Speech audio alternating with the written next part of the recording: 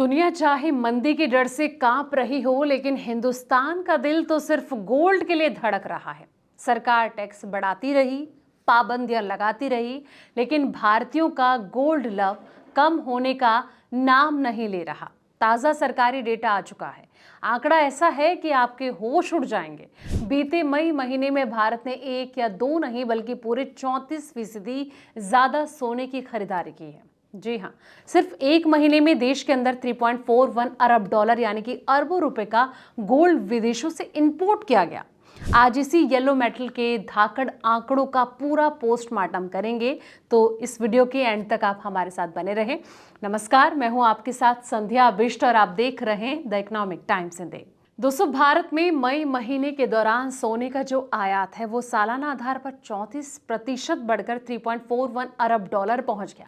वहीं चांदी का आयात 86.65% घटकर 75.57 मिलियन डॉलर रह गया। वाणिज्य मंत्रालय के आंकड़ों के अनुसार कीमती मेटल्स पर ऊंची कीमतों और आयात शुल्क में बदलाव के बीच ये जो स्थिति है वो देखने को मिली है।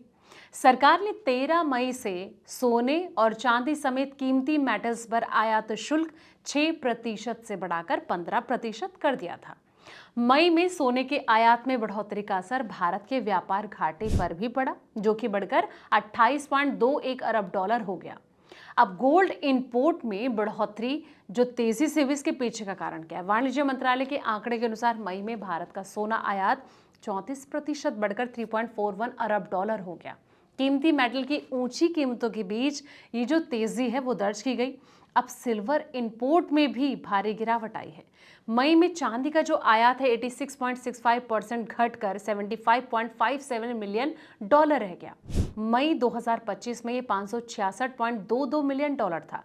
अब इंपोर्ट ड्यूटी बढ़ाई गई। सरकार ने जो है 13 मई से कीमती धातुओं पर आयात शुल्क को 6% से बढ़ाकर 15% कर दिया।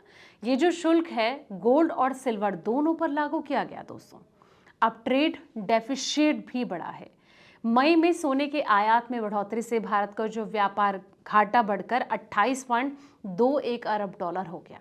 व्यापार घाटा आयात और निर्यात के बीच का अंतर होता है।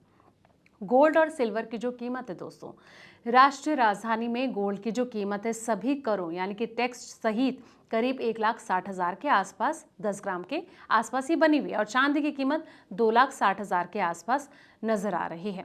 आपको बता दें कि अब सवाल ऐसे में ये उठता है कि सबसे ज्यादा गोल्ड आता कहां से है। भारत के लिए स्विट्जरलैंड सोने का सबसे बड़ा स्रोत है। कुल सोना आयात में उसकी हिस्सेदारी करीब 40% है। इसके बाद यूएई की हिस्सेदारी 16% से ज्यादा और साउथ अफ्रीका की करीब 10% है। मई में स्विट्जरलैंड से सोने का जो आयात है वो 57.73% घटा और वित्त वर्ष 2026 और 27 के पहले 2 महीने में इसमें 20.34% की गिरावट जो है वो दर्ज की गई। कुल आयात में गोल्ड की जो हिस्सेदारी अगर देखी जाए तो सोना भारत के कुल आयात का 5% से ज्यादा हिस्सा जो है वो रखता है। ऐसे में अप्रैल महीने के अगर आंकड़ों की बात करें तो वित्त वर्ष 26 और 27 के अप्रैल महीने के दौरान गोल्ड का जो आयात है 60.14% बढ़कर 9.04 अरब डॉलर पहुंच गया और इस अवधि में चांदी का आयात करीब 33% घटकर 486.58 मिलियन डॉलर रहा। पिछले वित्त वर्ष का जो रिकॉर्ड है दोस्तों, वित्त वर्ष 2025 और 26 में गोल्ड का जो आयात है 24% बढ़कर रिकॉर्ड 71.98 अरब डॉलर पर पहुंच गया। हालांकि मात्रा के आधार पर आयात 4.76% घटकर 721.03 टन रहा। दुनिया का दूसरा सबसे बड़ा गोल्ड कंज्यूमर चाइना के बाद भारत दुनिया का दूसरा सबसे बड़ा गोल्ड कंज्यूमर है। सोने का आयात मुख्य रूप से ज्वेलरी उद्योग की मांग को पूरा करने के लिए किया जाता है दोस्तों, लेकिन कहीं ना कहीं जिस तरीके से सरकार ने इंपोर्ट ड्यूटी बढ़ाई उसके बावजूद भी लगातार जो आयात है वो बढ़ता जा रहा है।